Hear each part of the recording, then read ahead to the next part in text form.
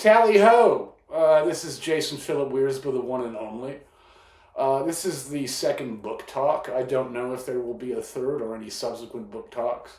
They're fun. I mean, I could probably even get better at them if I practiced. I wanted to start off this one with a bit of the myth and the legend of Jason Philip Weersby, artist extraordinaire, itinerant laborer,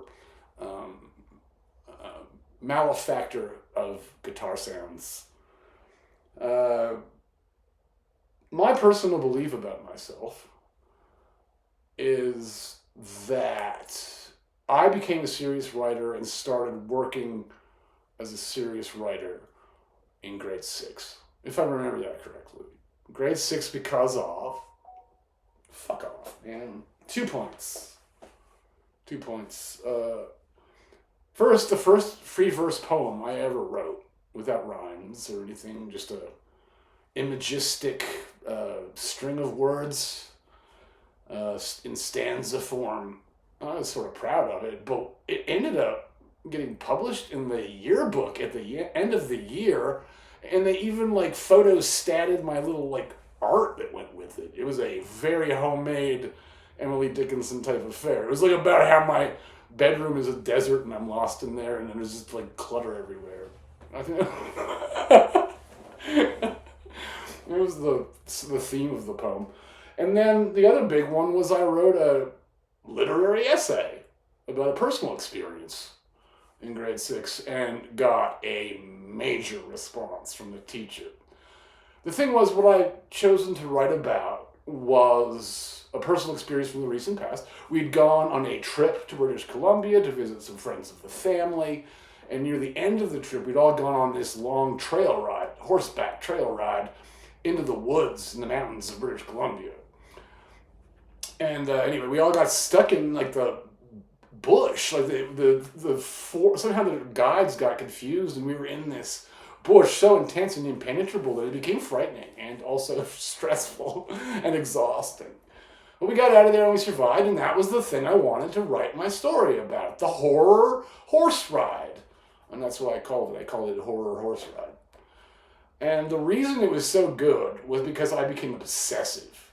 First of all, I didn't want to start at the beginning of the horse ride. It had to be in Calgary before we get in the car to drive to British Columbia.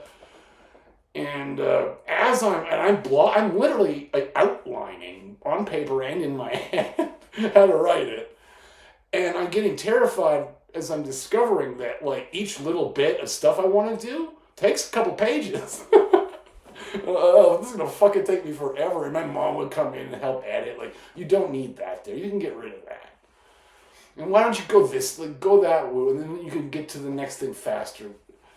Yeah, okay, yeah, makes sense. So she helped me quite a lot. But it was a long process, and I only did it because I was obsessed, and I wanted to get every detail in, and I was trying to figure out how to do that. But in the end, I wrote a very long piece that the teacher was astonished by. And she made all the other students read it also, I think, or we read it to them or some fucking thing. So that was grade 6, 2 major accomplishments, I think, signposting that I was already on my way to greatness. Recently, it wasn't a book chat, it was just a forlorn man with a knife and a mango situation in the kitchen. But when that happened, I did talk a bit about Alexander Thurah of the Thurah clan. Both he and his brother Paul, who hate one another very publicly, are the kinds of guys who like to take pot shots at public personalities a lot. So they're patron saints to me, frankly. Although I don't like Paul Thoreau, I'm never going to read anything by him again. Alexander Thoreau, I'll just read it all over and over and over and over again. I love this shit. So we talked about how there aren't so many big giant books anymore. The big postmodern novels, the big re-entrenched modernist novels in the tradition of the Don DeLillo's Underworld, for sure. And that 4321 by Paul Auster, holy Jesus. It's like a Dostoevsky novel stoned on Sony PlayStation. But I liked it. What else? So, William H. Gass who many prize to be probably the finest, most elegant and severe prose stylist America has produced.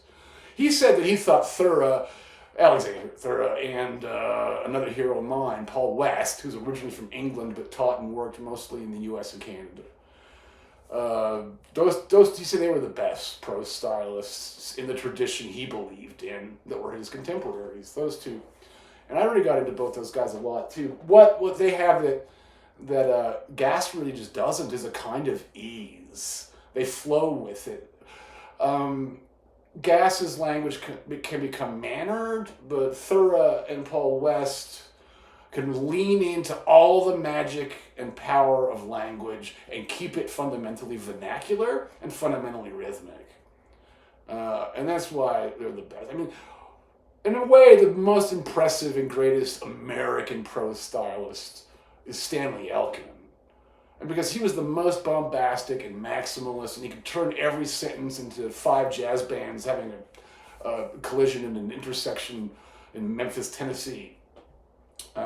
And that's the kind of writer he was. It comes from the irony and humor in the practice of Jewish religion and also in the history of vaudeville and that kind of performative embodied humor. So they're the best. Laura Warholics from 2007 is maybe the best American novel of the 21st century. For sure. I mean, it's right up there. And then 10 years later, Einstein's Beats, which was even bigger, right? Also from Fantagraphic. They normally put out graphic novels and little comics with an X or whatever. And so 10 years later, they got the manuscript for Einstein's Beats, which is a book that analyzes all the different kinds of food phobias you could imagine and names just about every human being who ever existed. But unlike Laura Warholic, this Fantagraphic edition, Einstein, is full of typos. Just absolutely full of typos. It didn't really bother me. At a certain point, I was like, I think I get it. Which is like Fantagraphic, who published Daniel Close and graphic novels and stuff, get a second, like, over 1,000-page manuscript from Alexander Thurrow. And my guess is they're like, well, I hope he fucking edited it, because it's going to the printers. Now, I also was extolling the beauty of brevity and of keeping things simple and precise and getting language so clinically arranged that they can serve just about anybody. Well, goddammit, from 1999, the tiniest little book you'd ever want to see, by Alexander Thurrow, about serial rapist, alcoholic, violent sociopath Al Cap, also a famous cartoonist and humorist. That is that's a mimeograph, is what that is, a mimeograph.